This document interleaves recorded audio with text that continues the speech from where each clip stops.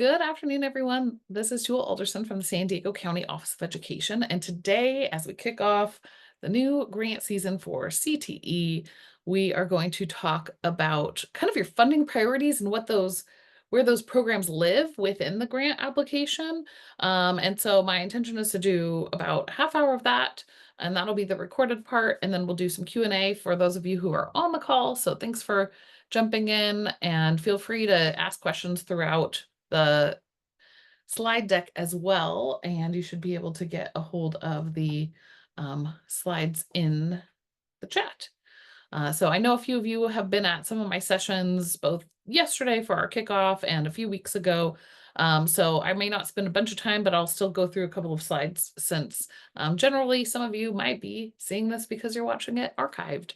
And so as you get to the points in your grant application where you're introducing a certain topic, then you can come back to our grant season and get the archive of that session as well. So welcome.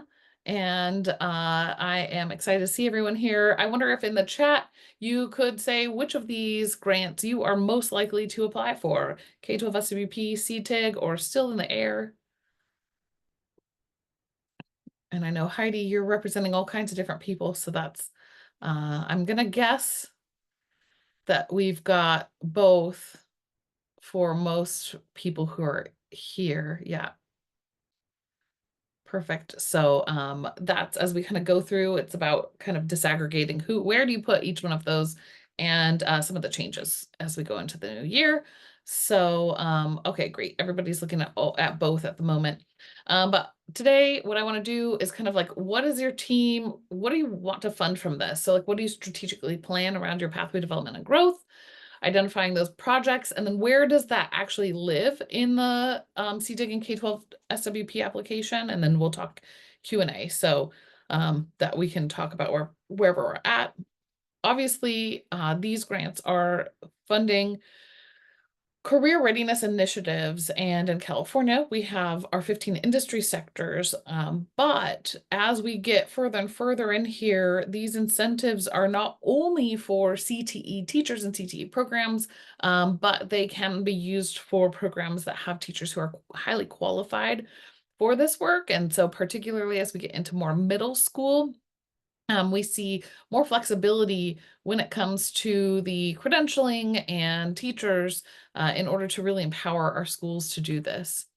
As we know, each one of these industry sectors has a list, and this list is all of the different pathways that live within that sector. So just being really mindful about how we're creating pathways for students. When we talk about pathway completers, they've completed the concentrator and capstone in that same pathway. So as we're kind of dreaming up what we want to create, our traditional pathways were 3-year, and now we're seeing middle schools really invest in that intro course or in more of a wheel course. So here you could see where you might have a middle school career exploration. And I know some of the folks on the call right now don't have their own middle school, but as you're working with your feeder middle schools, because many of them are really applying for funds now, make sure they know what you have when they get into high school so that they are aligning their CTE pathways with you. And then at the middle or high school, you can have the intro course, but when we're looking at the college career indicator, we're focused on this high school minimum pathway completer sequence. However, that's not the minimum requirement for either CTEIG or K12SWP. So while we're all trying to build systems that lead into our accountability model, there is some flexibility in these applications.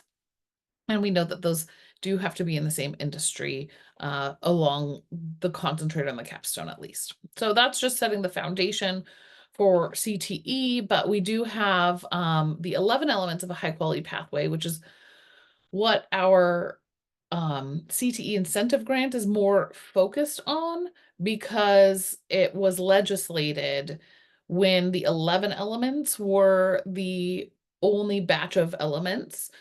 Since that legislation came through, we now have the California Workforce Pathways Joint Advisory Committee, or QAPJAC, has actually issued a new list of 12 elements. So don't be confused. If you have to fill out that attachment 1 for CTEIG, you will not even look at this list, but you might be confused why it's 11 instead of 12, and that's just because the legislation has not caught up with new policy at the Department of Ed slash Chancellor's office.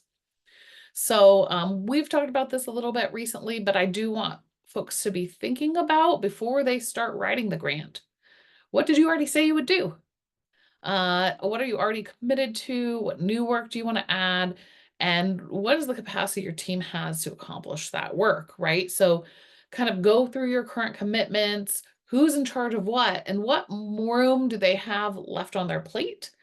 Also, let's say you committed to a new pathway and you are already building that from your K12SWP or CTEIG grants that you got last year, but perhaps there are some gaps in the funding. Maybe you didn't get fully funded. Maybe you have some, um, maybe you have outstanding things that were going to get funded, hopefully under like Golden Pathways. And since we don't know about those allocations yet, you might want to consider whether you want to fund that here. So thinking about your current commitments and where you fill the gaps in order to fulfill those. And then also really being mindful of the salaries that you have and making sure that you are ready to fund those. Um, I really advise people to look at your needs, wants, and wishes across your program. So what I did is I put together this little template, and you could give this to each teacher, or you could give it to a principal if that principal has some ideas. And what you want to really do is think about what are the equipment and materials you're going to need for that particular program? What kinds of student experiences do you want to fund for that, right? That could be field trip costs, something around career technical student organizations or student competitions, right? Coming up, we're about to have a big event where kids are coming to help build a tiny home, right? So trying to get buses and things like that funded so that students can attend these kinds of events. Maybe you have some software certifications, the licensing or per student costs for everyone to get their CPR card or their ServSafe or Adobe licensing, right? Those could all be things that you want to keep in mind. And then are there other experiences that you predict you will need funding for in the future? We also want to be mindful of what it costs to build the capacity of our educators, right? So is there a conference or a professional development that they want, a description? And then here you're actually asking whoever's filling this out. So if you gave this to every one of your teachers, what's the approximate cost? Is this a need, a wish, or a want, right? So I need this to run my class. I want this, it would really benefit me. And like, oh, if I could dream big, what would I get? Because I see when I work with some of our teachers, they'll turn in a list and I can't tell what they really need. And so then I just have to just go, well, I think $20,000 is enough, even though they want $80,000 worth of something. The other thing I also recommend to do, and maybe I'll even add this as a note, and let's make this unbold, ensure all equipment you ask for has a place it can be stored. All right. So I was in a situation where we were able to obtain some embroidery machines. And when they arrived at the sites, the teachers maybe didn't realize they weren't just like a large sewing machine, but really they are a table-sized item that can't be stowed away. So make sure that you're thoughtful about where things will be stored or kept, and any safety needs. And any safety needs are also included. So, as you're thinking about that, so I'm just even updating the template as we talk, but you can just make a copy of this, send it out to your teachers, or just take these ideas and really think through these for each of your programs. You might also want to look at the site-based, counselor or work-based learning coordinator or grant management team, looking at the site and district folks who you want to fund and what the needs are of that team in order to do this work. So, so that survey template is here, and let's see if you think that's helpful. I'll go ahead and paste that in the chat as well. And anyone who is coming to us in the archive, the link to the slides will also be in the description on YouTube. So again, you want to know where your gaps are, look at your student interest as well, identify those needs, wants, and wishes, and really ensure you know what you need. Because before you start thinking about which program to fund them out of, you kind of want to know what the body of need that you have is, particularly because K12SWP tends to be like a project-driven grant. And so you want to be thoughtful about, okay, what are the new ways that we're serving students that are funded under this, whereas our CTEIG has a little bit less concern about whether this is a new program. It is able to be used for sustaining need.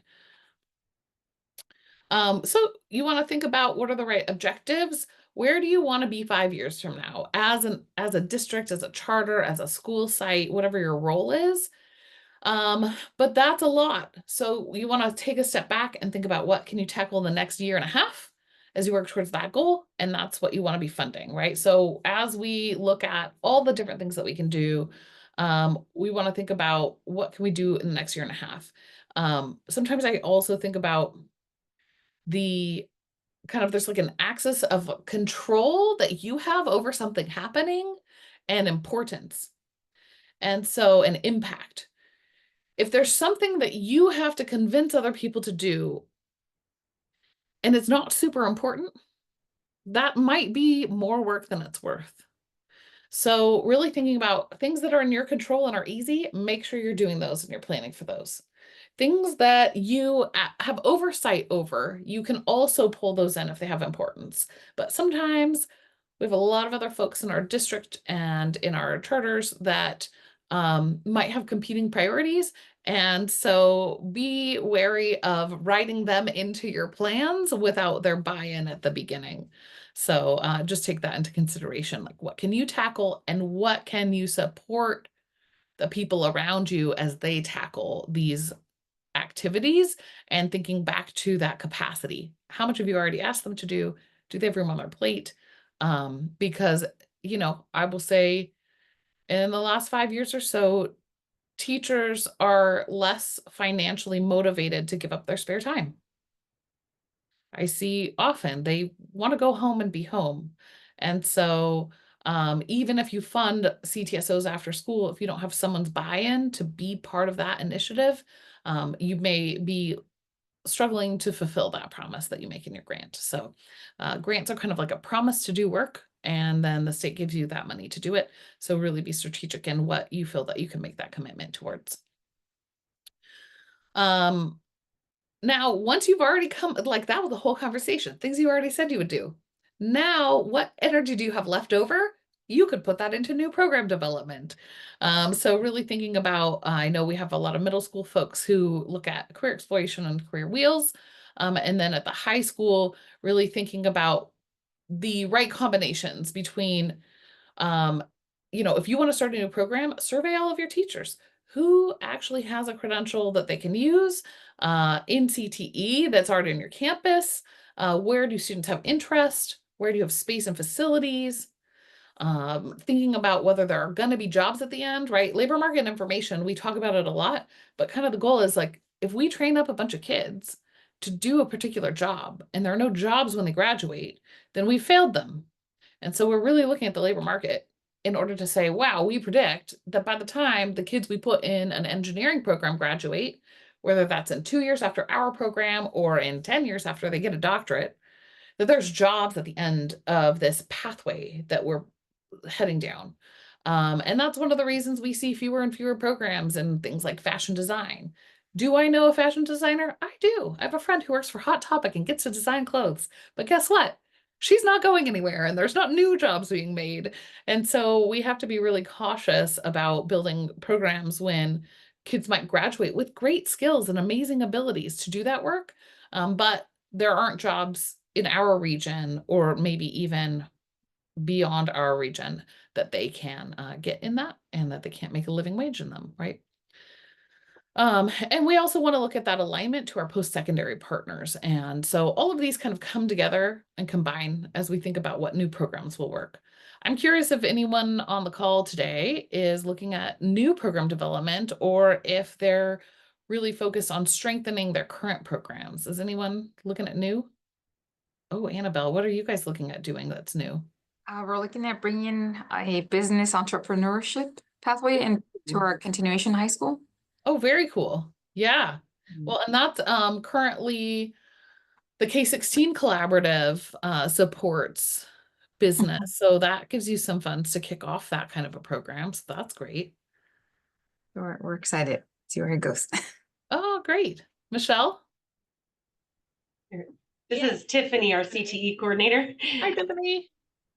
We're looking at just making the spaces that we have for our current programs more up to standard for industry, and making it just a better place overall. Current classrooms they're in were designed like 35 years ago. So trying to get something that's more modern is what we're looking at. Perfect. And that's so strong in this, like, knowing your needs, where are your current commitments? And you're saying, like, wow, our current commitments are here. And our kids, you know, we could make something bright and shiny over here, but that leaves the other kids in the dust, literally. And so that's a good, and I'll say, you know, we also have to be mindful of our kind of our fiscal situation with the state, right?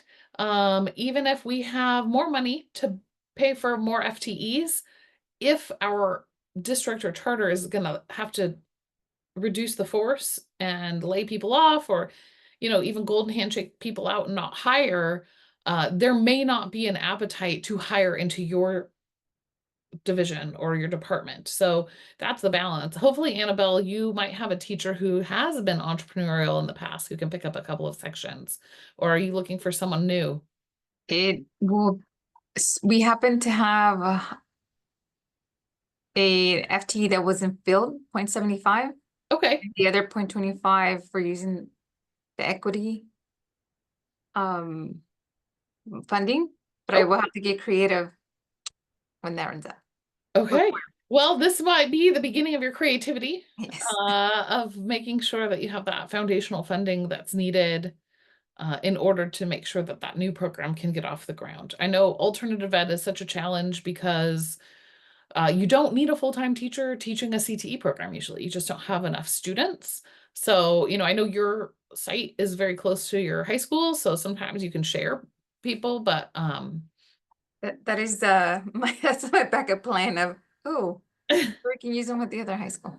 do you already have entrepreneurship or business over at Albrook High School? High? No, we don't, but I made a comment to the principal that just a thing, you know, things change. Maybe consider it. We've made a comment of possibly sharing when there was a conversation of graphic design, Mm-hmm. but yes, we need to have backup plans for everything now.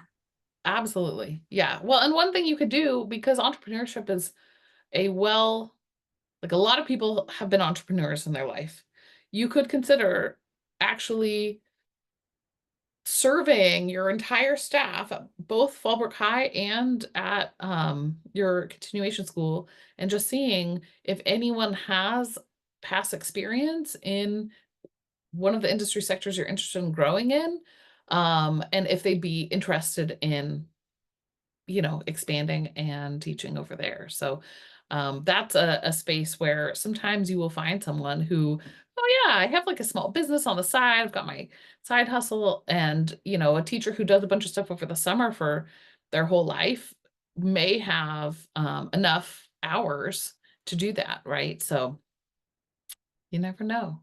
Great. Thanks. Jewel, I know that Coronado is really excited to move forward with and I was hoping whether it be this meeting or the next one at 3 o'clock, that they're interested in the middle school, expanding their middle school exploration, and whether it be in connection with you all or on their own. So hopefully Kristen Caputo, but I know that's a huge emphasis there. And then I know that Sweetwater is really looking at transition and bridging between the students between their seniors and the and also getting them ready for Southwestern. So 2 ideas out there that I wanted to pass along. Thank you. Yeah, no, that's as we think about where those fit too. Mhm. K12SWP loves that transitions piece, right? Mhm. So once you have all these priorities, then you start sorting them Right. based on what these initiatives have. Yeah, and as you're thinking about that new, and I have that list, this is kind of my little infographic on building a new pathway. So Annabelle, as you're thinking about that new pathway, right? You already are triangulating those state requirements between standards and how you'll code it and what the CTE credential has to be. You have driving priorities as a district. You know, labor market information and student interests are important. But then at the end of the day, what are the assets you have both in staffing and in facilities? And so entrepreneurship is a great choice because it's so flexible in what it can look like and the space that it can take up. And a lot of students really enjoy being able to add their own flair to their projects because an entrepreneur is really a business person who gets to work with their passion every day. So really just thinking about those starting points on improving them. So you do want to make sure that you have your LCAP and district initiatives aligned to the work you're doing, do that gap analysis, leverage your advisory group wherever you can, and get industry updates. You might be scaling across programs, right? So going from your larger comprehensive high school to your continuation school, and those transitions. So it sounds like all of these are living in the pathway programs that you all are talking about. And then I think the one thing that didn't get mentioned at all is guidance or like central office support. You know, you may also, if you can't fund an entire FTE, have release periods to help with some of that planning and work-based learning and things like that. And so we have a lot of resources around just pathway development. And it might be, I don't know how many I have around middle school. So maybe I should do some pre-recorded little middle school. Here's how to go about it. But this is a few resources I have already online. So I wanted to give us a chance to set that strategic approach applied to each of the grants individually. So CTEIG from the Department of Ed. And we also want to think about our funding window, right? So our application is very soon on September 20th, and that grant period goes from July 1 to December of 2024. So we're already in that grant period. You can back pay a teacher who's here as long as you get that allocation. And that goes through December 31 of 2026.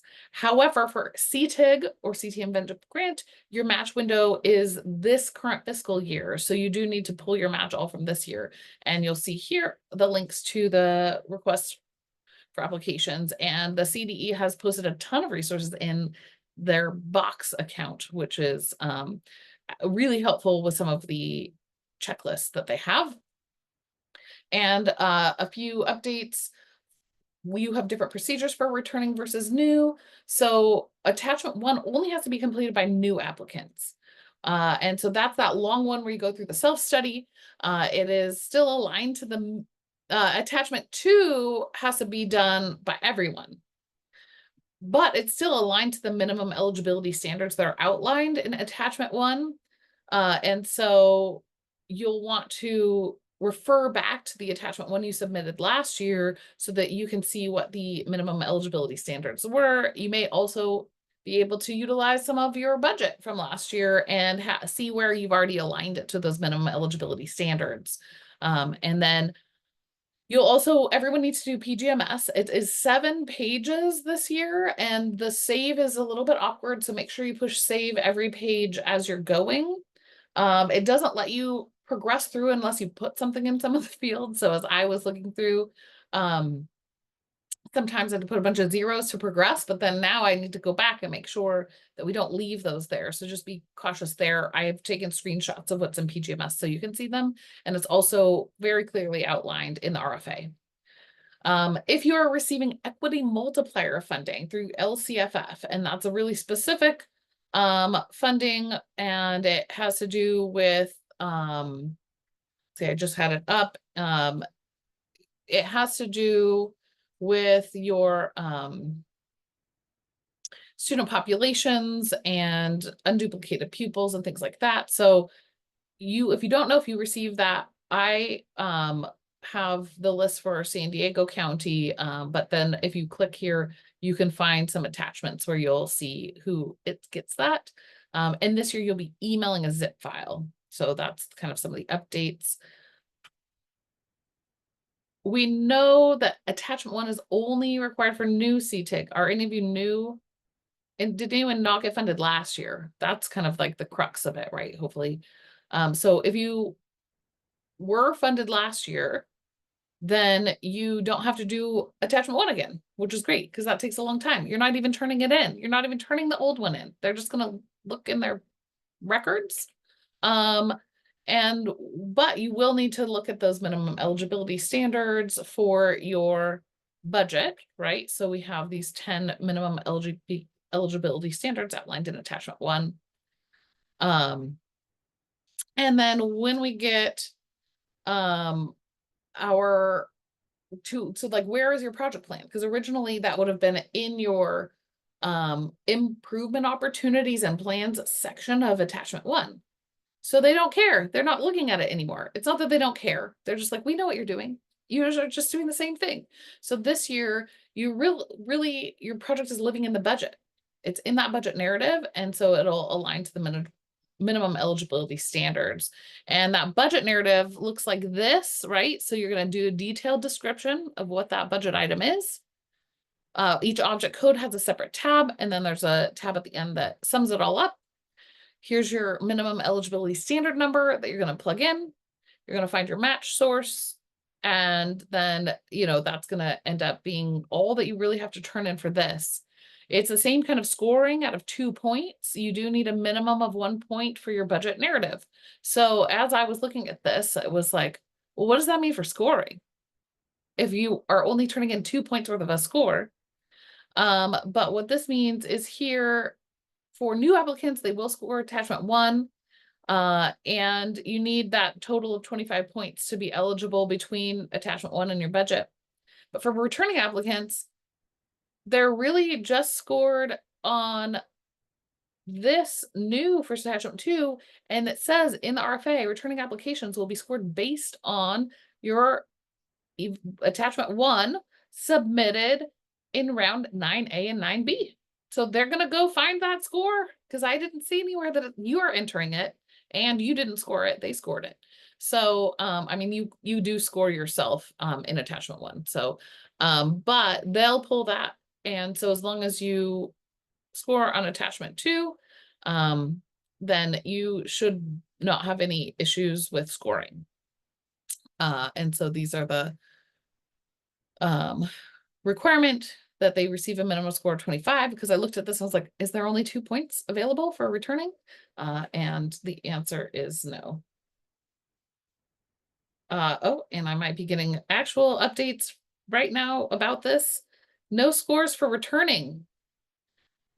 According to a message I just received. So returning people aren't even being scored. Just get your budget in. It's get your data in. It's last year's passing scores, renew automatically, streamlining things for everything. If you don't get your data points in, we won't fund you. So you need to make sure you're doing all of your reporting for previous years. And that's going to keep you alive in between years.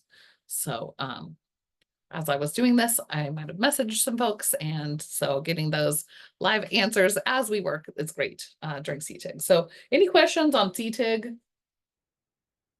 I think everyone's been through it in this call and headed back in. Okay, so one thing to remember is that the application deadline is later for this, but the performance period starts in January, whereas the CTEIG grant expenditure window was July 1. So January 1st, 2025 through June 30th, 2027, and your match window is the performance period for K12SWP. This links to their RFA page. You do not have to upload CTEIG attachment 1 because we're kind of doing away with having to do that every year. So they don't care. No one ever looked at it. Not an obligation anymore. The new positive considerations are really around this Vision 2030 that comes from the governor's roadmap and the chancellor's office. So here we're looking for the first time, they've really identified some statewide pathway priorities. So STEM, what's STEM? Well, CTE, STEM isn't a pathway. So you can say that you're doing STEM if one of your pathways aligns with science, technology, engineering, or math. We're having that Math for Career Summit from K16 Collaborative in a few weeks, and it's really important to be thoughtful about how we prepare students, for all of these careers when it comes to math, right? So health is, I think, a STEM field, but it is called out separately. Education and early childhood is called out separately, and or climate sustainability.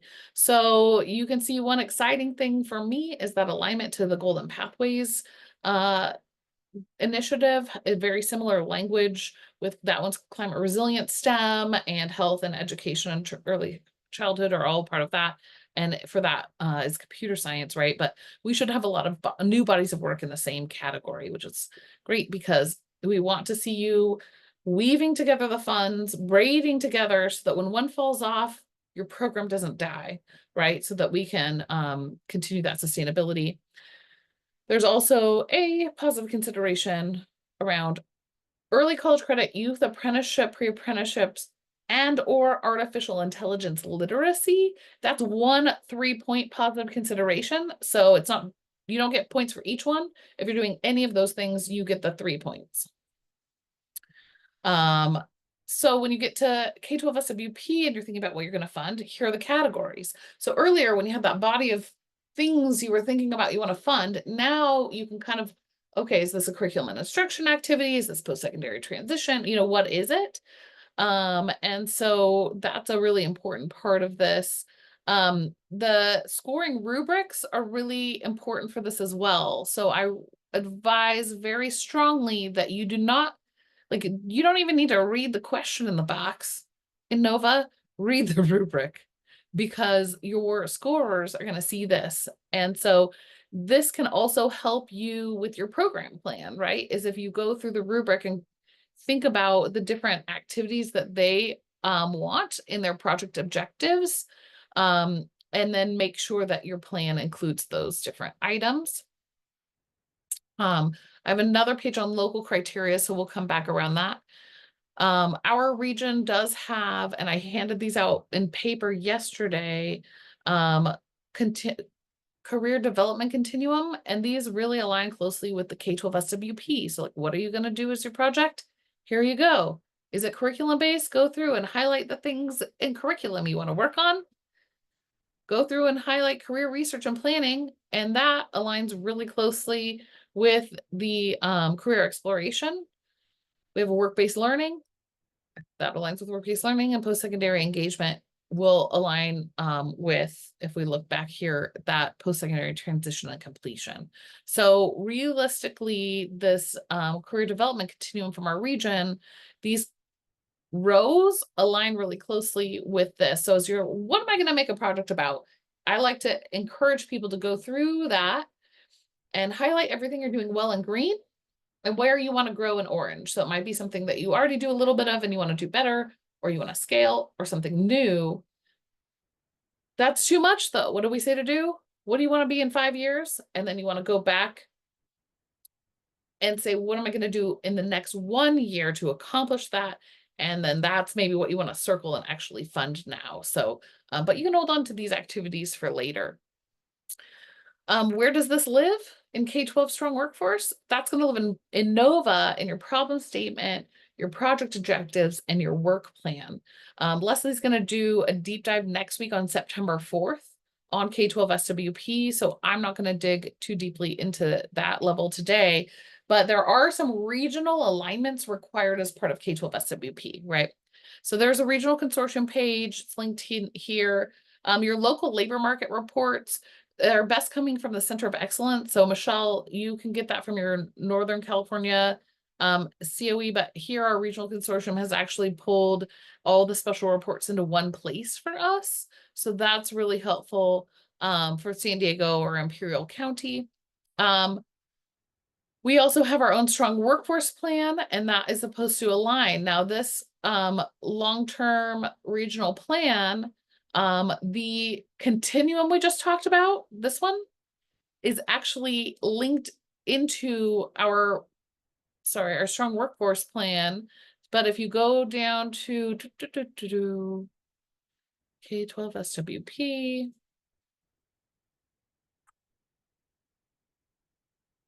See, nope, maybe they do K12.